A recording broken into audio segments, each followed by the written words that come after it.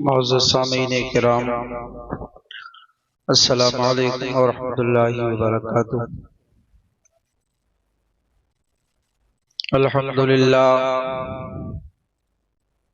अल्हम्दुलिल्लाहि रब्बिल आलमीन वल आक़िबतु लिल मुत्तक़ीन। अस्सलातु वस्सलामु अला सय्यिदिल अंबिया'i वल मुरसलीन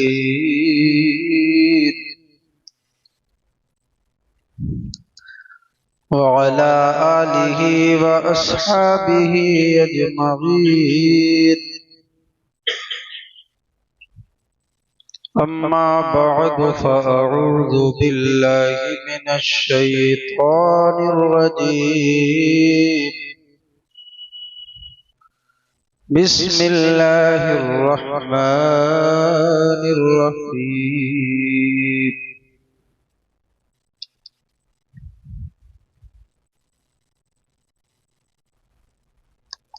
वकूनू मअस्सादिक़ीन। आमन्तु बिल्लाहि सदक़ल्लाहुल अज़ीम।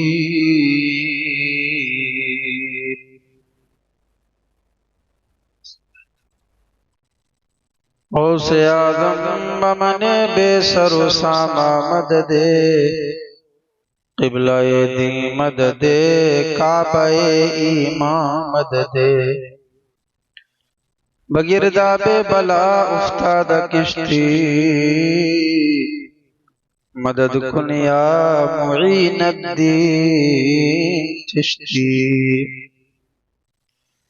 क़ादरी अमनारे या गौसे आज़म मीज़नम, लम्ज़ा शेख अहमद रज़ा खां क़ुत्ब आलम मीज़नम।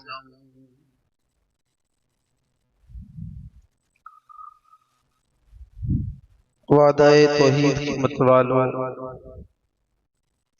शम्अ-ए रिसालत के परवानों, औलियाए उम्मत के जानिसारों, प्यारे आका अलैहिस्सलातु वस्सलाम के दीवानों, सबसे पहले हमारे बुजुर्गों और असलाफ के तरीकों को अपनाते हुए हस्बे मामूल सारी कायनात के मरकज़े अक़ीदत खातिमे पैगम्बरान अल्लाह के महबूब दानाए ग़ुयूब जनाब मोहम्मद मुस्तफ़ा सल्लल्लाहु अलैहि वसल्लम की बारगाह में एक मर्तबा हदियाए दरूद पाक पेश किया जाए। अल्लाहुम्मा सल्लि अला सय्यिदिना व मौलाना मुहम्मद इब्न अब्दुल जूद वल करम व आलिहि व बारिक व सल्लिम सलातन व सलामन अलैका या रसूलल्लाह या नबी अल्लाह या हबीब अल्लाह सल्लल्लाहु तआला अलैहि वसल्लम। आज का जुमा मैं हजरत इमाम जाफर सादिक रज़ियल्लाहु ताला अन्हु की बारगाह में अक़ीदतों के खिराज के लिए इंशाअल्लाह कुछ बातें उनकी सीरत, उनका मकाम, उनका अखलाक, उनका खौफ खुदा आप तक पहुंचाने की कोशिश करूंगा। आज के जुमे में इंशाअल्लाह आज की तकरीर ये खिराज है इमाम जाफर सादिक रज़ियल्लाहु ताला अन्हु की बारगाह। अल्लाह कबूल फरमाए। इमाम जाफर सादिक को दुनिया जानती है, ये नवासाए रसूल हैं, जिगर गोशाए बुतूल हैं, यानी करबला से हजरत इमाम ज़ैनुल आबिदीन जब वापस आए, उनके बेटे इमाम मोहम्मद बाकर, फिर उनके साहबजादे हजरत इमाम जाफर सादिक रज़ियल्लाहु ताला अन्हु हैं। और आपकी विलादत सन 80 में भी बताई, सने हिजरी 80 में भी बताई जाती है, और एक रिवायत के मुताबिक 82 हिजरी भी आपकी सने पैदाइश बताई जाती है। मदीना शरीफ में आपकी विलादत होती है। आपको अल्लाह तबारक व तआला ने वो मकाम और मर्तबा अता फरमाया कि अइम्माए अहले बैत के छठे इमामों में से एक हैं, छठे इमाम हैं। इल्म का आलम ये था कि अहले बैत को जो इल्म दिया जाता है, जो किताबों में आ गया वो आ गया, लेकिन अहले बैत के लिए खास इल्म होता है जो सीना व सीना चला आ रहा है। आपका मकाम हम जैसे कम इल्म क्या बयान कर सकते हैं, इसलिए कि अल्लाह ने वो मंजिलों और मर्तबा अता फरमाया कि हम कासिर हैं हमारी ज़बानें। हजरत इमाम जाफर सादिक रज़ियल्लाहु ताला अन्हु की नन्ही सी उम्र है, अल्लाहु अकबर। और आप जंगल में लकड़ियां चुन रहे थे। इतने में एक बुजुर्ग आते हैं, को सहाबी भी कहते हैं और ताबई भी कहते हैं। ताबई है तब भी हमारा ईमान है, सहाबी है तब भी हमारा दीवान है, ईमान है। मालिकुद दीनार आए, आने के बाद सलाम किया उनको, बल्कि सलाम अभी किया नहीं, बल्कि सोचा कि ये बच्चा बड़ा खूबसूरत है, बड़ा हसीनो जमील है, लाओ इसको सलाम कर लिया जाए। लेकिन जैसे ही सलाम करने का सोचा, दूसरे लम्हे गुमान पैदा होता है कि बच्चा ही तो है, क्या इसको सलाम करूं। आगे चले गए, पलट करके आए, ये सोचकर कि बच्चा है तो क्या हुआ, हमारे आका हमारे नबी तो बच्चों को भी सलाम किया करते थे। और अल्लाह के रसूल की हदीस है कि जो सलाम में पहल करता है वो जन्नत में पहले जाएगा। लेकिन सलाम मोमिनीन के लिए ये नहीं कि नबी को गुस्ताखी करने वाले को सलाम किया जाए या सलाम का जवाब दिया जाए। ऐसे लोगों को कभी सलाम ना करना जो नबी पर सलाम पढ़ने को नाजायज शिर्क बिदअत के फतवे लगाते हैं, उनके लिए कोई सलाम नहीं है। जो नबी को सलाम नहीं कर सकता उसके लिए हक नहीं है कि हम उसको सलाम करें या उसके सलाम का जवाब दें। और सलाम करना सुन्नत है, सलाम का जवाब देना वाजिब है। चंद लोग बैठे हैं, किसी आने वाले ने सलाम किया, किसी एक बंदे ने जवाब दे दिया तो सब बरी और जिम्मा हो गए। सबने सलाम का जवाब दे दिया, सबको सवाब मिल गया, और किसी एक ने भी जवाब ना दिया तो सब गुनाहगार हुए। लेकिन सलाम करना हो तो ये देख लेना कि ये बदअकीदा तो नहीं है, मेरे नबी पर सलाम पढ़ने को शिर्क और बिदअत तो नहीं कहता है। हाँ, अगर नबी से मोहब्बत करने वाला हो, नबी से उनसियत रखने वाला हो, नबी की ताज़ीम और तौक़ीर करने वाला हो, तो इस हदीस पर अमल करना कि अल्लाह के हबीब ने फरमाया कि जो सलाम करने में पहल किया करता है वो जन्नत में पहले जाएगा। बल्कि घरों के ताल्लुक से कहा गया है।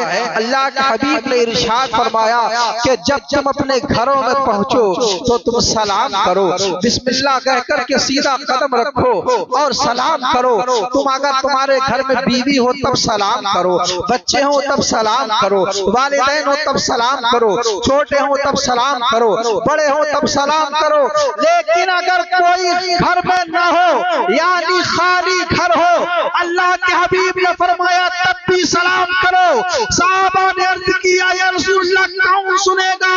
अल्लाह के हबीब ने इरशाद फरमाया मैं उसके सलाम को सुना करता हूँ, लिहाजा अपने घरों में दाखिल हो तो ये मामूल बना लो कि सलाम करो। कोई अगर नहीं भी है तो अल्लाह के हबीब सुनते हैं। इसी को आला ने कहा है हम यहाँ से पढ़े वो वहां पर सुने, हम यहाँ से पढ़े वो वहां पर सुने, मुस्तफा की समात पे लाखों सलाम, मुस्तफा की समात पे लाखों सलाम। और दूरों नजदीक के सुनने वाले वो कान ले करामत पे लाखों सलाम, कान ले करामत पे लाखों सलाम। पलट करके आए, कहा कि बच्चा ही तो है, लेकिन क्या हुआ नबी पाक ने सलाम किया है बच्चों को तो मैं भी सलाम कर लूं, नबी की सुन्नत जिंदा हो जाए, नबी की सुन्नत अदा हो जाए, मुझे सलाम सवाब मिल जाए। पलट करके आए और सलाम किया। जब सलाम किया अस्सलामु अलैकुम तो जवाब मिला वालेकुम अस्सलाम या मालिकुद्दीन।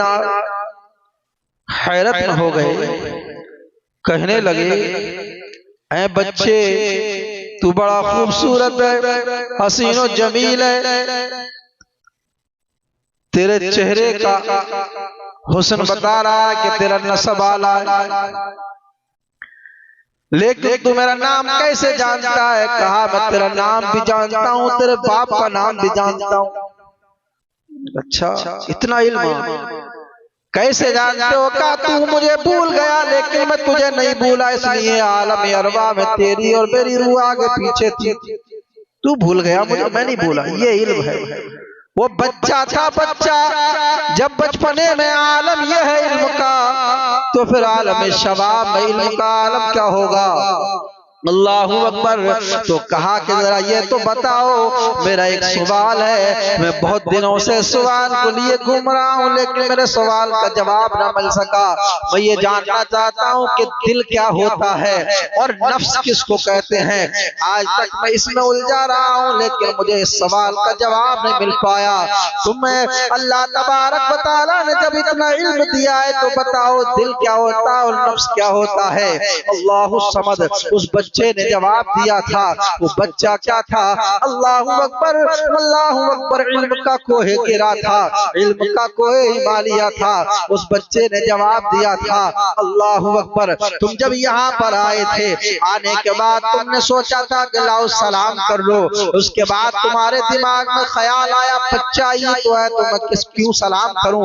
आगे बढ़ गए, आगे बढ़ने के बाद तुम्हारे जहन में सवाल आया बच्चा है तो क्या हुआ, बच्चों को तो हमारे नबी ये पाक भी सलाम किया करते थे। ए मालिकुद्दीन सुन ले, जब पहले तुम्हारे दिमाग में जो ख्याल आया था कि मैं इसको सलाम कर लूं, वो तेरे दिल की आवाज थी, और जिसने सलाम करने से तुझे रोका बच्चा है वो तेरे नफ्स की आवाज थी। फिर तू आगे बढ़ गया और उसके बाद जब तो तेरे दिल में ख्याल आया कि बच्चा है तो क्या हुआ, बच्चों को तो मेरे नबी ने भी सलाम किया है, ये तेरे दिल की आवाज थी। पता चला कि दिल जो है वो बुराई की तरफ लेकर के नहीं जाता है बल्कि नेकियों की तरफ लेकर के जाता है, और अगर बुराइयों की तरफ लेकर के जाता है और नेकियों से कोई रोकता है तो इंसान का नफ्स हुआ करता है, नफ्स हुआ करता है।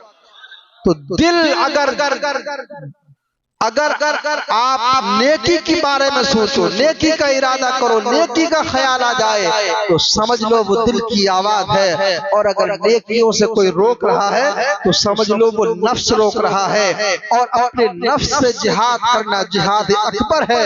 लिहाजा नफ्स के खिलाफ किया करो, नफ्स के उल्टा किया करो। जो अल्लाह के महबूब बंदे हैं वो हमेशा अपने नफ्स के खिलाफ करते हैं। दिल चाहता है मैं मुर्ग मुसल्लम खाऊं, वो सूखी हुई रोटी चबाया करते हैं। दिल चाहता है मैं ठंडा पानी पीऊं, गर्मियों में वो गर्म पानी इस्तेमाल किया करते हैं।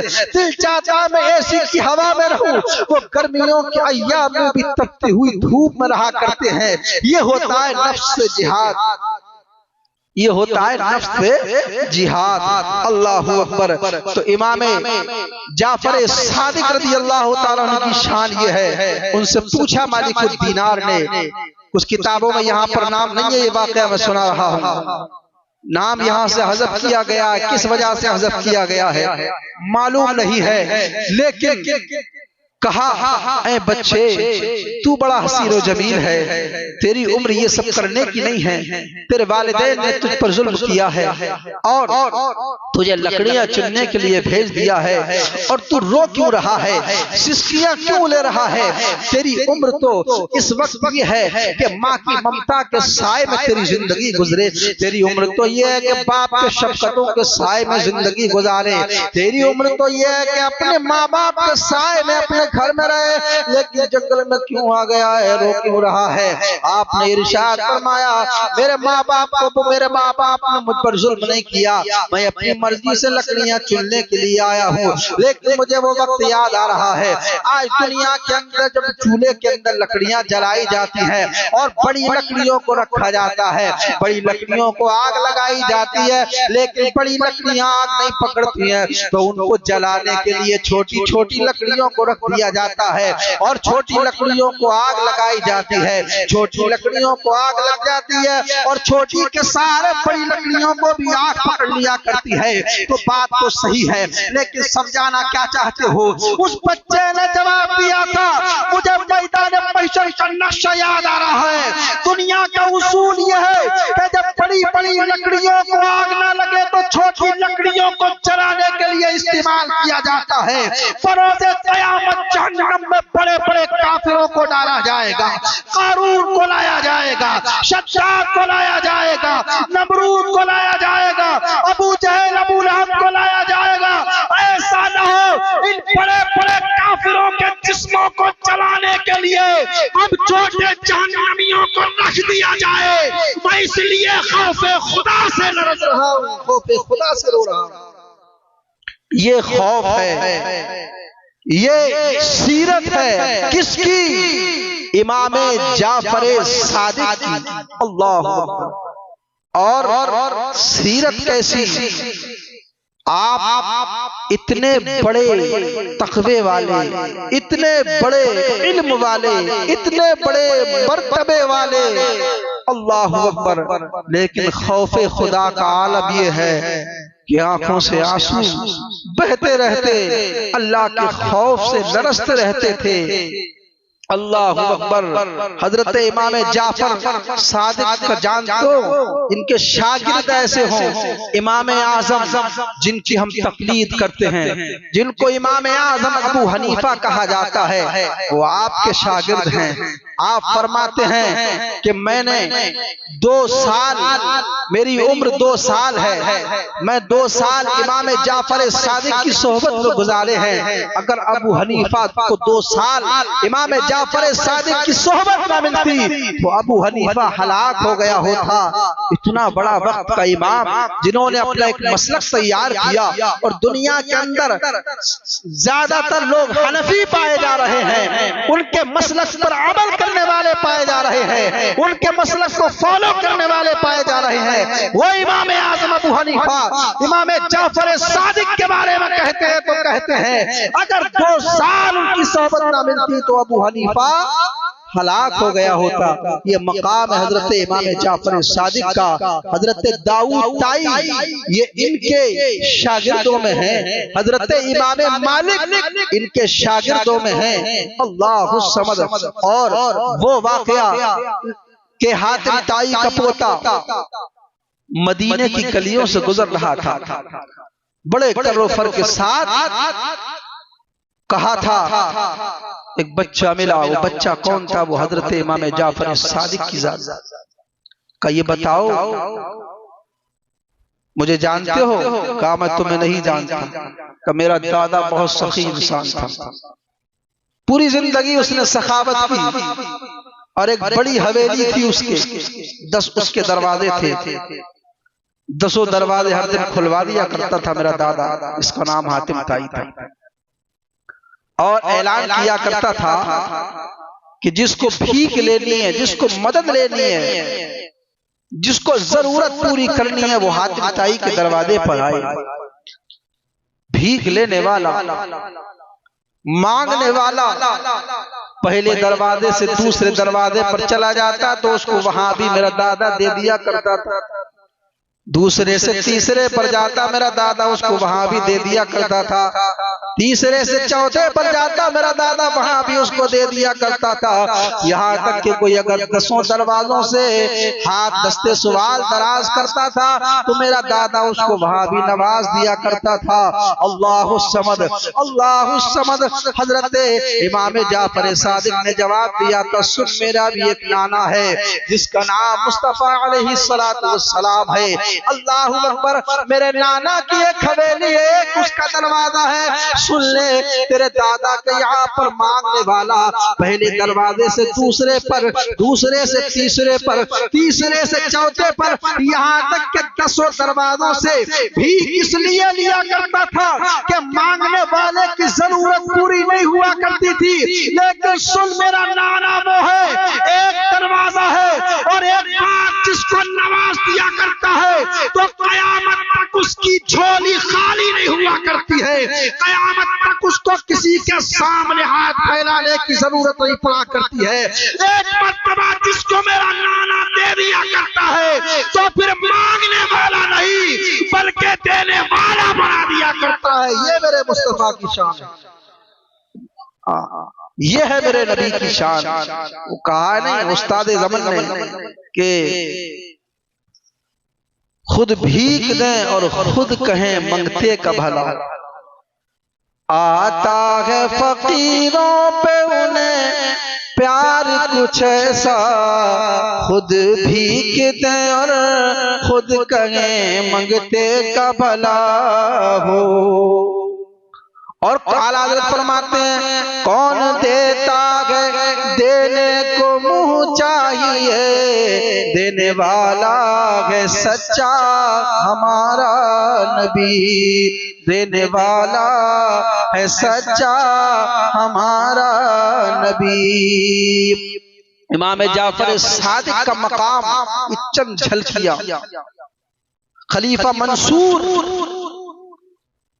उस जमाने में खलीफा मंसूर था, वो आप को जो लोग इज्जत देते थे, रिस्पेक्ट करते थे, एहतराम करते थे, उनका नाम लिया करते थे, उसको हसद हो गया।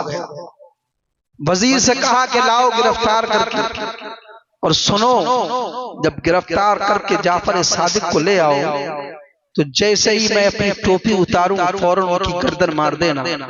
जल्लाद खड़े हैं दरबार में, जाफर सादिक को बुलाया गया। इमाम जाफर सादिक ने जैसे ही कदम रखा, अल्लाह समद, जैसे ही कदम रखा और उस वक्त वो अपने तख्त से उतर के नीचे आ गया। आपका इस्तिकबाल किया, आपको तख्त पर बिठाया, मसनद पर बिठाया और बिठाने के बाद हाथ बांध करके आपके सामने खड़ा रहा।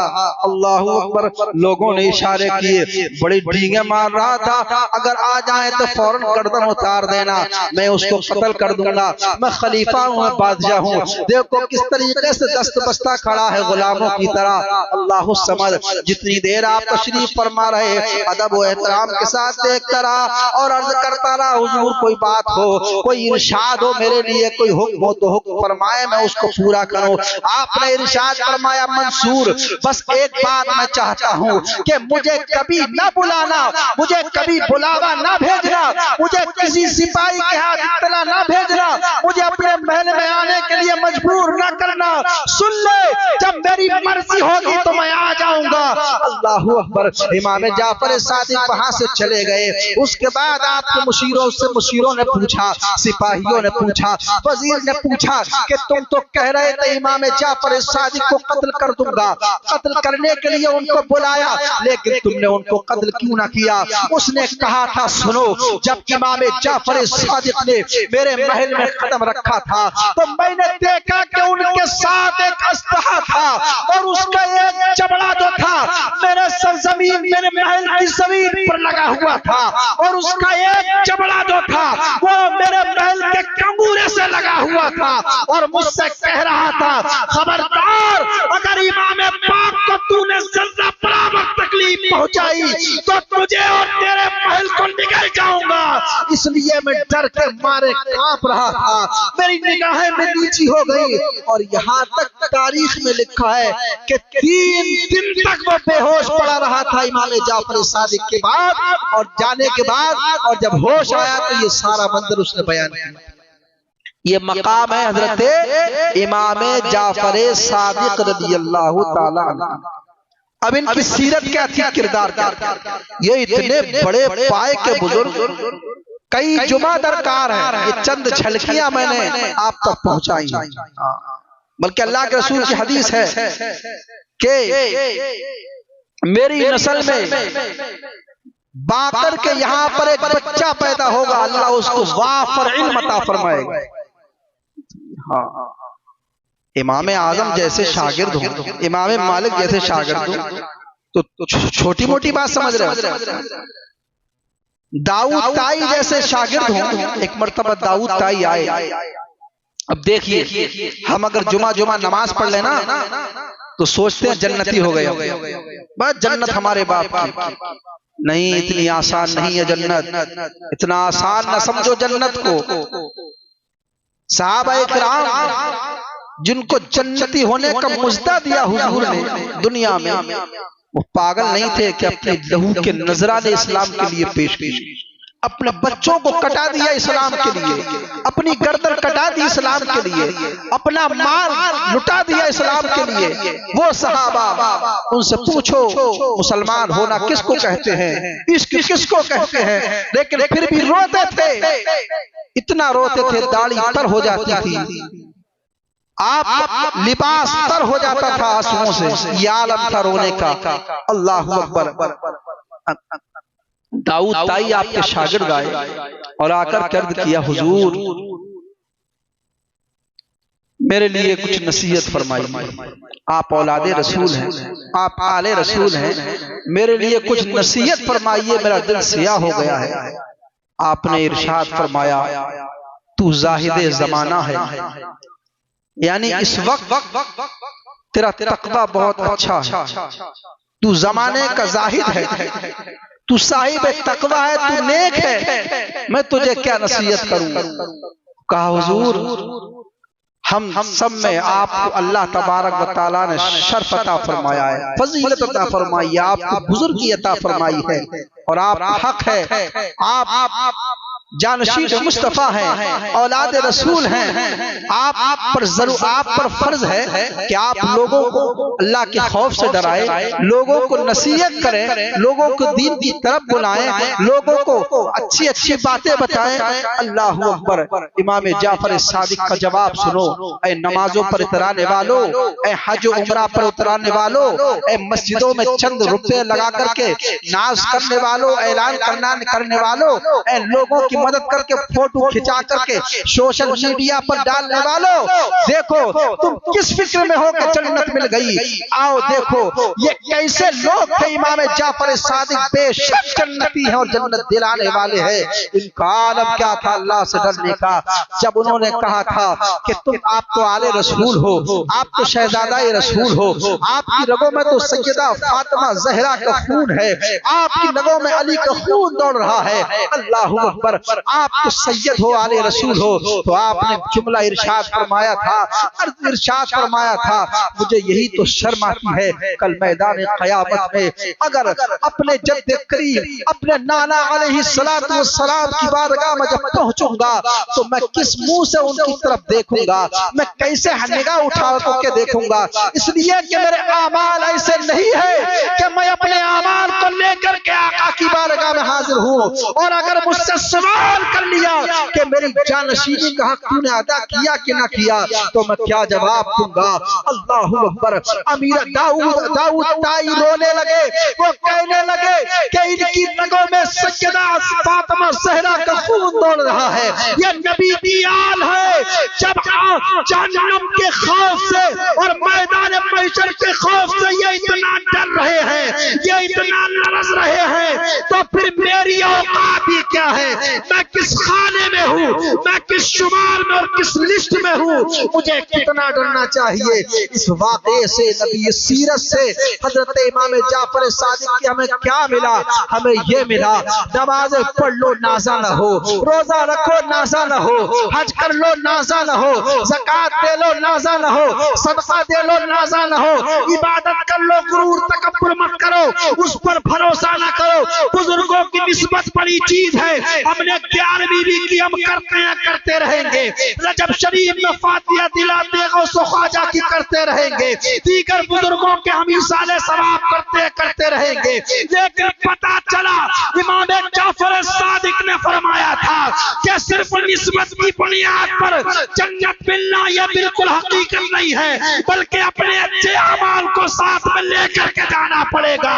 यानी निस्बत पर नाज जरूर करो, लेकिन सिर्फ निस्बत पर नाज करते हुए गुनाहों के दलदल में डूब कर जिंदगी ना गुजारना।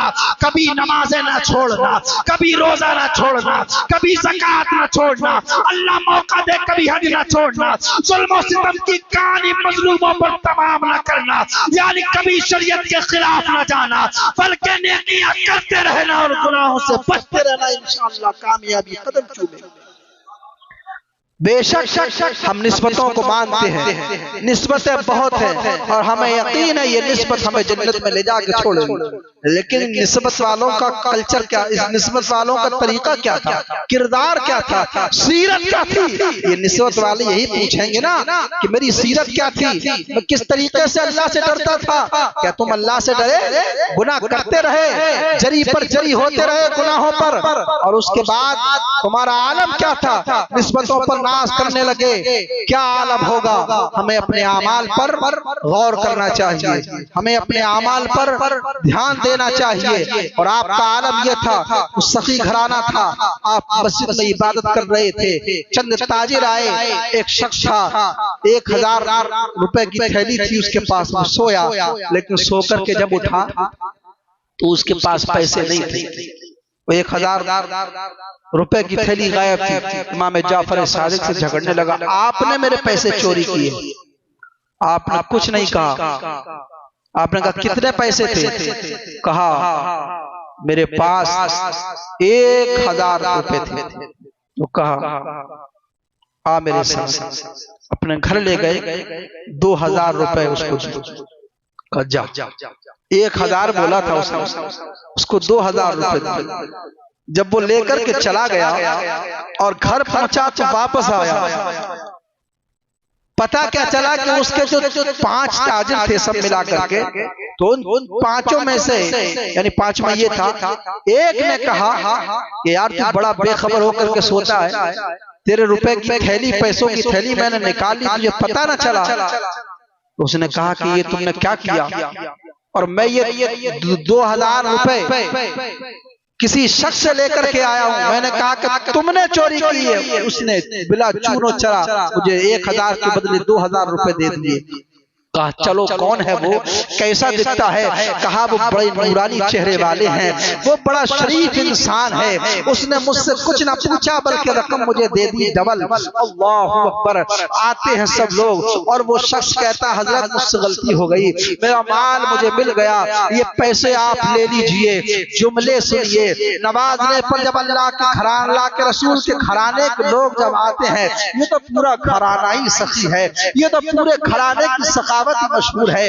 इमाम जाफर सादिक ने इरशाद फरमाया, ए आने वाले सुन ले, हमारा घराना वो है कि हम एक मर्तबा जिसको जो चीज दे दिया करते हैं फिर उससे वापस नहीं लिया करते हैं। चाहिए दिरहम दीनार ले जा और खुद खर्च कर ले और अपनी जरूरियात को पूरा कर ले।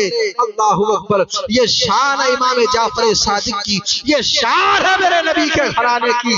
अल्लाहु अकबर। अब आपके कुछ अकवाल सुन लीजिए, बहुत जल्दी में नमाज का वक्त हो गया इसलिए आपके अकवाल, आपने जो इरशाद फरमाया, आपकी चंद नसीहतें, थोड़ी ज्यादा टाइम नहीं लगेगा।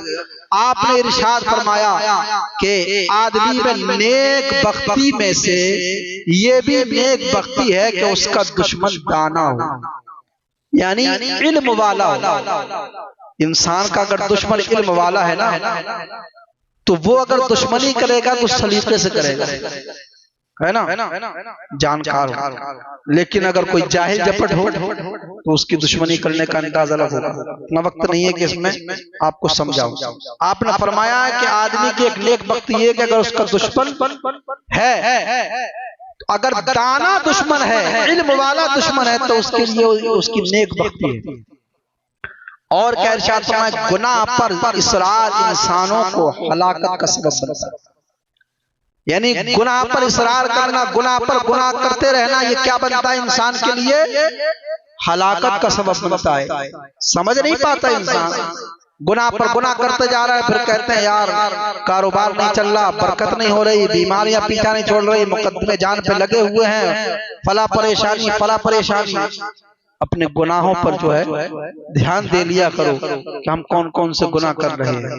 तो गुनाह पर जो है असरार क्या है? इंसानों, ये हलाकत का सबब है। दूसरों के माल का लालच न करना भी सखावत में दाखिल है। सुभान अल्लाह। दूसरों का जो माल होता है, तमन्ना करते हैं हमें मिल जाए, हमें मिल जाए, तो ये तमन्ना करना दूसरों के माल को देख करके, बल्कि क्या कहे, अल्लाह इसको और बरकतें दे, अल्लाह तबारक व तआला इसके माल में बरकतें दे, इसको आबाद रखे, शाद आबाद रख दे। बहुत ज्यादा करो तो रश्क कर लो, अल्लाह तूने इसको दिया है मुझे भी दे, लेकिन ये मत कहो कि ये माल मुझे मिल जाए। किसी के माल को देख करके जो है लालच न करना, ये भी क्या है? सखावत की लिस्ट में आता है। गुनाह एक भी बहुत है और हजार अतात भी कलील है। कहना है गुनाह एक ही बहुत है, यानी खुदा के कहरो गजब को जब जलाल आता है ना, तो बारीक से बारीक गलती पर पकड़ लिया जाता है। और हजार अतात हो, हजार इबादतें हो, हजार नेकियां हो, फिर भी कम है जब उसके कहरो गजब को जलाल आता है। तो लिहाजा ये नहीं सोचना चाहिए एक ही गुनाह तो है, बाकी तो हम नमाज भी पढ़ते हैं, रोजा भी रखते हैं, हज भी करते हैं, है ना, ज़कात भी देते हैं, सदकात भी करते हैं, गरीबों की मदद भी करते हैं, कर लो, एक ही गुनाह है। उसी को समझाया गुनाह एक ही बहुत है और अतात हजार कलील है, थोड़ी है। तो गुनाहों से छोटे गुनाहों से बचने की कोशिश करना चाहिए। और क्या फरमाया, मुसीबत में आराम की तलाश मुसीबत को तरक्की देती है। मुसीबत अगर आ जाए तो क्या करना चाहिए? उस रब का शुक्र अदा करना चाहिए और रब तबारक व तआला की बंदगी करना चाहिए, उससे निकलने की तदबीर करना चाहिए, रब की रजा में राजी रहना चाहिए और उसमें और आराम करते रहो। तो क्या ये तरक्की होती है उस मुसीबत में। इंतकाम की कुदरत रखते हुए गुस्से को पी जाना अफजल तरीन जिहाद है। ये तो हदीस मुस्तफा की, यानी इंसान अपने गुस्से को पी जाए वो बहादुर है, उसने जिहाद किया है। गुस्से को पी जाया करो कभी, क्यों गुस्सा जो हो वो हमेशा जब गुस्सा आता है तो कुछ ना कुछ नुकसान हुआ करता है। तो गुस्से को पी जाना ये जिहाद कहा गया है। इंतकाम ना लेना बल्कि रब के हवाले कर देना।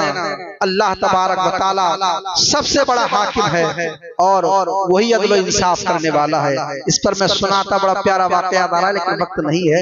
अब जल्दी इनके फरामीन सुन लीजिए। उलमा का फक्र इख्तियारी होता है और जोहला का इस्तरारी होता है।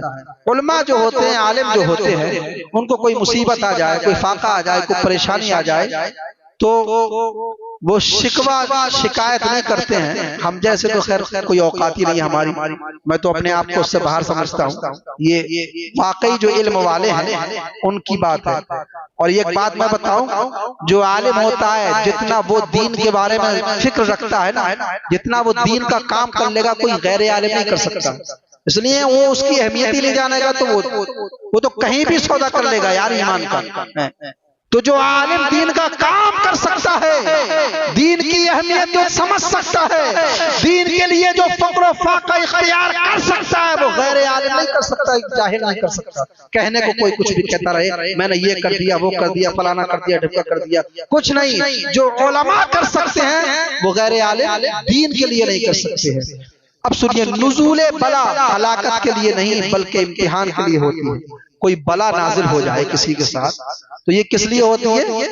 ये इम्तिहान के लिए होती है, यानी उसका इम्तिहान होता है। तो अगर बलाएं नाजिल हो जाए, कभी किसी परेशानी में, किसी बला में इंसान गिरफ्तार हो जाए तो समझ लेना मिन जानिबिल्लाह है, अल्लाह की तरफ से इम्तिहान है। नाशुक्री ना करना, उसका शुक्र बजा लाना और दुआ करना, मौला तूने ही बीमारी दी है, तूने ही बला उतारी है, तू ही शिफा देने वाला है, अपने महबूबों के सदक़े में शिफा अता फरमा।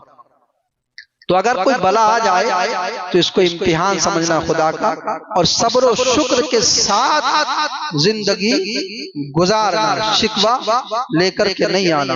हाँ, ज्यादा शिकम शेरी और फाका कशी दोनों इबादत में रुकावट बनते हैं। ज्यादा इंसान आसूदा हो जाए तो उसको सुस्ती आती है, गुरूर आता है, घमंड आता है, इबादत से दूरी इख्तियार करता है। और ज्यादा फाका कशी वो भी क्या है, इंसान को ये गुर्बत जो है ना, फाका कशी ये भी ईमान छीन लेती है। कितने लोग ईमान का सौदा कर देते हैं इसलिए कि इल्म होता नहीं है उनको। कितने लोग कन्वर्ट हो जाते हैं जो दौलत होता। अफ्रीका में जाकर के देखो, जहां जहां गुर्बत है वहां जाकर के देखो, जब उनको पेट में खाने के लिए नहीं होता तो किस तरीके से वो अपने ईमान का सौदा कर बैठते हैं। तो ज्यादा आसूदगी भी इंसान को ईमान छीन लेती है, और ज्यादा जो है तंगदस्ती भी इंसान को ईमान इस्लाम से दूर कर दिया करती है। लिहाजा आपके समाज में अगर ऐसे लोग हों जो फाका कशी में जिंदगी गुजार रहे हों, सबसे पहले उनका ख्याल रखो। ऐसा ना हो तो कोई दूसरा मजहब वाला वहां पहुंच जाए और उसकी मदद करके उसका जहन उधर फेर दे और वो इस्लाम से दूर हो जाए। ये हमारी जिम्मेदारी बनती है। सवाब तो है, लेकिन कहीं ऐसा ना हो कि ये फाका कशी की बुनियाद पर कोई इस्लाम छोड़ करके मुर्तद हो जाए, तो हमें भी जवाब देना है ना। एक एक फराबीन में बड़ी बड़ी हिकमतें हैं। आपने फरमाया कि 5 आदमियों की सोहबत से परहेज करो। नंबर 1, अव्वल झूठा, क्योंकि उसकी सोहबत से गुरूर पैदा होता है। झूठे आदमी के पास नहीं बैठना, ठीक है। ये क्योंकि उसकी सोहबत से क्या पैदा होगा, गुरूर पैदा होगा। वो जब भी बोलेगा झूठ बोलेगा, वो आपसे भी झूठ बोलेगा, वो आपको सुबह शाम झूठ में उलझाए रखेगा। हो सकता है कि आप भी झूठे हो जाओ। तो झूठे आदमी से दूर रहना है, इमाम जाफर सादिक का कौल। 2, अहमक से बचो, क्योंकि जिस कदर वो भला करेगा उसी कदर नुकसान करेगा। नादान की दोस्ती गले का झाड़, आप जानते हो, समझाने की जरूरत नहीं है। एक रीछ था, वो अपने मालिक का फर्माबरदार था, लेकिन रीछ के पास अकल नहीं होती है ना। मक्खी बैठती थी उड़ाता था, मक्खी बैठती थी उड़ाता था। जब वो बार बार बैठ रही थी तो लाया एक पत्थर उठा करके मारा उसको जहां मक्खी बैठी थी, तो वो मर ही गया। तो वही के बेवकूफ यानी अहमक से दोस्ती ना करो। वो जिस कदर तुम्हें फायदा पहुंचाने की कोशिश करेगा ना, उतना ही वो तुमको नुकसान पहुंचाएगा। सोयब बखील आदमी की सोहबत में अच्छा वक्त जाया होता है। कंजूसों से बचो, कहीं ऐसा ना हो कि तुम्हारा वक्त भी जाया हो जाए। वो कुछ हासिल होने वाला नहीं है कंजूस से। कंजूस तो कंजूस होता है। अगर इल्म वाला है तो इल्म नहीं देगा तुम्हें, दौलत वाला है तो वो मदद नहीं कर सकता तुम्हारी। तो बखील आदमी के पास जो है, कंजूस आदमी के पास जो बैठोगे तो वक्त जाया होगा, तुम्हें कोई फायदा नहीं पहुंच सकता। इसमें बड़ी लंबी लंबी तकरीर हो सकती है, लेकिन बस इशारे में आप सुन लो। चारों बुज़दिल आदमी जो जरूरत के वक्त पीठ दिखा जाता है, बुज़दिल आदमी के साथ भी नहीं रहना। वो पीठ दिखाई जाएगा, वो तुम्हें छोड़ ही देगा कहीं ना कहीं, वो तुम्हें परेशानी में छोड़ देगा, साथ रहेगा सुख में। लेकिन जहां जरा से वक्त आया तो वो बुज़दिली दिखा के तुम्हें तन्हा कर जाएगा। लिहाजा बुज़दिलों के साथ भी न रहना इमाम जाफर का कौल है। पांचवा सुन लो और बात खत्म। फासिक की सोबत से बचो, क्योंकि वो एक लुकमा के एवज तुझको बेच देगा, अदना से अदना चीज की भी तमा करेगा। फासिक इंसान, गुनाह करने वाला इंसान, जिसको दीन से कोई मतलब ही ना हो, उसकी सोहबत से बचो। इसलिए वो कहां बेच जाए तुमको पता नहीं है। लिहाजा सोहबत इख्तियार करो तो दीनदारों की करो, और जो दीनदार होगा वो सच्चा होगा, झूठा नहीं होगा। वो जो दीनदार होगा वो जो है वो शरीयत पर अमल करेगा, वो खुद भी भला करेगा अपना और तुम्हारा भी भला चाहेगा। लिहाजा ये फरामीन थे इमाम जाफर सादिक की सीरत की कुछ झलकियां, आपके कुछ करामतें, आपके कुछ फजाइल मैंने आप तक पहुंचाए, ये आप याद रखें। और जो लोग कहते हैं कि न्याज फातिहा इमाम जाफर सादिक की नहीं करना चाहिए, उन तक पहुंचाए कि ये इतने बाकमाल हैं तो हम इसको कैसे भूल जाएं। आला हजरत ने एक हदीस बयान फरमाई है कि सब रसूल को ढूंढ रहे होंगे कयामत में, लेकिन रसूल चंद लोगों को ढूंढ रहे होंगे जिन्होंने मेरी आल की खिदमत की होगी दुनिया में, मैं ढूंढ करके शफाअत करके उनको जन्नत दिलाऊंगा। तो ईसाले सवाब करना बुजुर्गों के मर्तबे बुलंद करता है, और आम लोगों के लिए ईसाले सवाब करना गुनाहों को मिटा देता है। तो हम बुजुर्गों के नाम ईसाले सवाब करते हैं तो उनके दर्जे बुलंद होते हैं। हम यहाँ उनकी नज़र न्याज करेंगे और उनकी सीरत को भी अपनाएंगे तो इंशाअल्लाह कल मैदान क़यामत में हमें इसका बदला जन्नत की सूरत में मिलेगा। लिहाजा हमें नमाज़ें भी पढ़ना है, शरीयत पर भी अमल करना और नियाजों को भी नहीं छोड़ना है। इमाम जाफर सादिक की नियाज करो, जायज है, मुस्तहब है, कोई हराम नहीं है, कोई शिर्क नहीं, कोई बिदअत नहीं है। अल्लाह हमें आपको सबको इमाम जाफर की तालीमात पर अमल करने की तौफीक अता फरमाए। हमारे बोलने में जो शरीक खामी हो गई हो मैं तौबा करता हूँ, अल्लाह माफ फरमाए। अस्तगफिरुल्लाह रब्बी मिन कुल्लि ज़ंबिन व अतूबु इलैह। कलमा तय्यबा पढ़ लीजिए, ला इलाहा इल्लल्लाहु मुहम्मदुर रसूलुल्लाह। सुन्नत पढ़ लीजिए जो हजरात